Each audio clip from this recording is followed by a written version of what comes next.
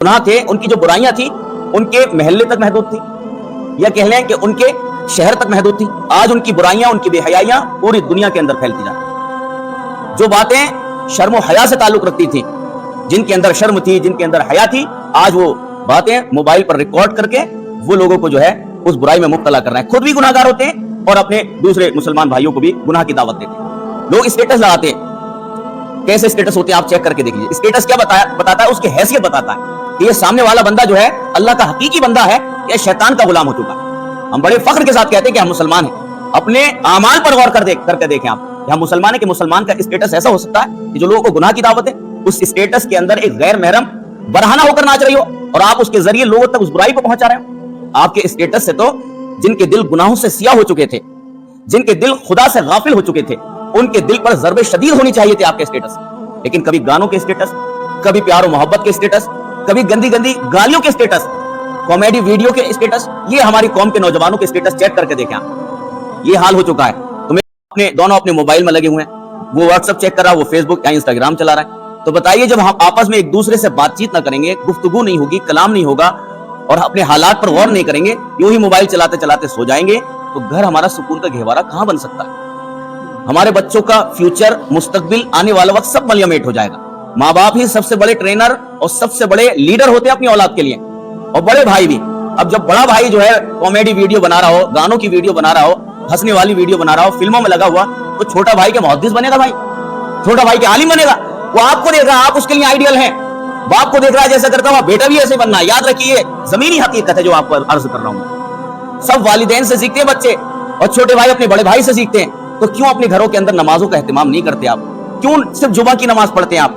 क्यों सिर्फ मेरे भाई आप रमजान के रोजे रख कर ये समझते हैं कि हम सिर्फ रमजान के मुसलमान? आप अपनी औलाद के लिए बदल डालें अपने आप को, अपनी बीवी के लिए। कहते हैं बीवी लड़ती है, अपना अखलाक तो बेहतर बनाकर देखें ना आप, रसूलुल्लाह के अखलाक में ढालें अपने अखलाक को, फिर देखें आपकी बीवी, आपके बच्चे, आपके छोटे भाई आपके कैसे फरमाबरदार बनते हैं। तो एक उसूल ये बना लें कि हमें दूसरों के सामने जब बातचीत हो रही होगी, मोबाइल को ऑफ करके रख दें। तीसरा उसूल ये बना, असर हाजिर के अंदर जो हमारे सामने फितने हैं, उनमें से एक बड़ी आजमाइश हमारे लिए, तमाम इंसानों के लिए, मोबाइल की। तो इसके बुरे और अच्छे असरात पर मुख्तसर से वक्त में कुछ रोशनी डाली थी और बात अधूरी रह गई थी। मैंने अर्ज़ किया था इंशाअल्लाह कुछ ना कुछ रोशनी इंशाअल्लाह आइंदा हफ्ते इस पर डाली जाएगी, क्योंकि ये एक ऐसा आला है न सिर्फ अमीरों के हाथ में, बल्कि इस टाइम, इस वक्त में ये गरीब से गरीब भी अगर कोई शख्स है तो उसके हाथ में भी, हाकिम हो या महकूम, मजदूर हो या नौकरी करने वाला मुलाजिम हो, अनपढ़ हो या ग्रेजुएट हो, पढ़ा लिखा हो या जाहिल हो, हर एक के हाथ में मोबाइल। अब क्योंकि हमारा दीन जो है हमारी हर फील्ड के अंदर हर जगह रहनुमाई करता है, हमारे दीन ने हमें यूं ही खुला हुआ नहीं छोड़ा है कि हम यूं ज़मीन में फसाद मचाते फिर। अल्लाह ताला ने अपने कलाम कुरान मजीद में सूरतुल बकरा में इरशाद फरमाया, ज़मीन के अंदर फसाद न मचाते फिर। अल्लाह तबारक व तआला कुरान के अंदर हमसे ये बयान फरमाता है कि तुम इंसाफ कायम करो, अदल कायम करो और ज़मीन के अंदर फसाद ना मचाओ। लेकिन जब इंसान पर शैतान हावी हो जाता है, इंसान पर जब शैतान का असर हो जाता है, तो फिर वो न अपने वालिद की सुनता है, न अपने बड़े भाई की सुनता है, न अपनी वालदा की सुनता है।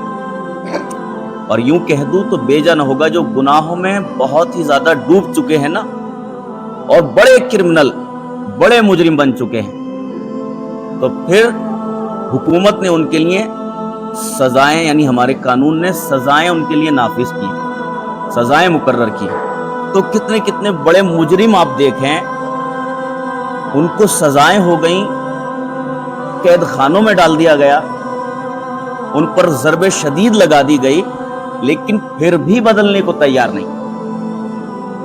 तो इसका अंदाजा शैतान के असर से आप यूं लगा सकते हैं कि शैतान का जो हम पर जोर है इंसानों पर, उस असर और जोर को खत्म करने के लिए ज़रबे शदीद या फिर किसी किस्म की मार जो है उसका इलाज नहीं है, बल्कि शैतान के असर से अगर आपको अपने आप को बचाना है तो सबसे पहले तो आपको ये करना होगा, अल्लाह ताला अपने कलाम कुरान में बयान फरमाता है कि अल्लाह से उसका फजल मांगो।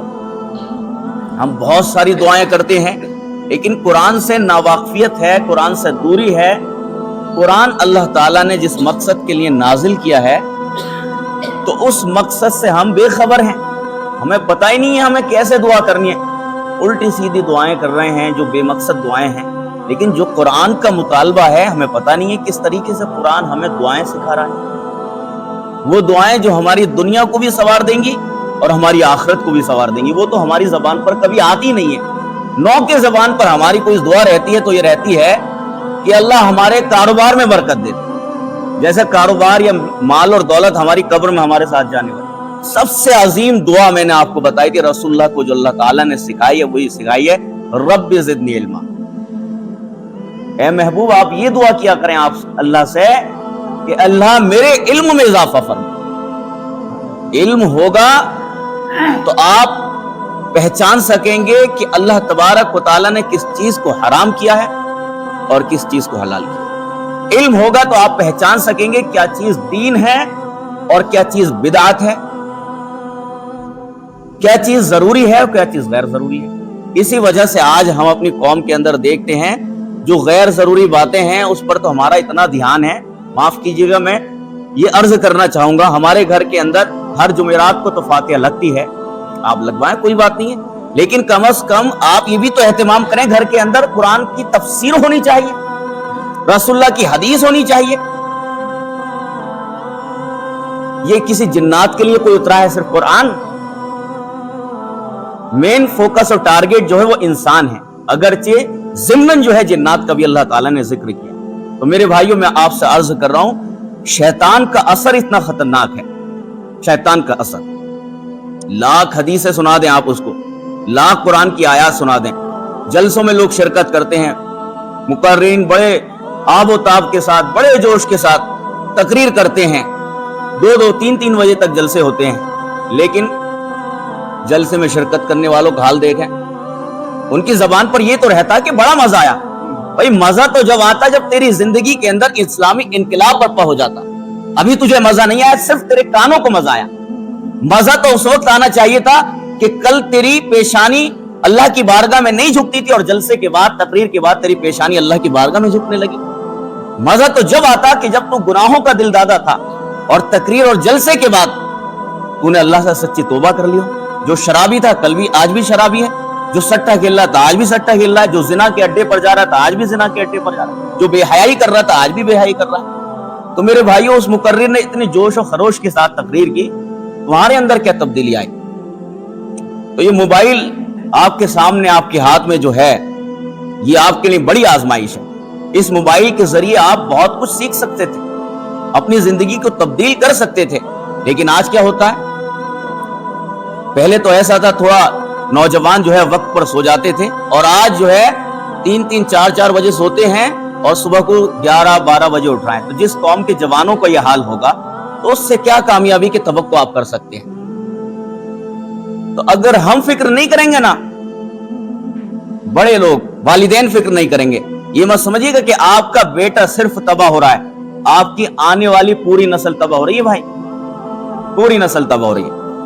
हम जो है गुनाह करने में देर नहीं करते, लेकिन जिन लोगों को पहले गुनाह जो है उनका एक लिमिट थी, गुनाह की एक कवरेज कम था, उनका गुनाह की हदें कम थी, लेकिन जब से मोबाइल इजाद हुआ है, ये वजूद में आया है, इसकी हदें बढ़ गई हैं। कुछ लोगों ने अपनी बेहयाई को इतना कवरेज दिया, इतना उसकी हदों को पार कर डाला।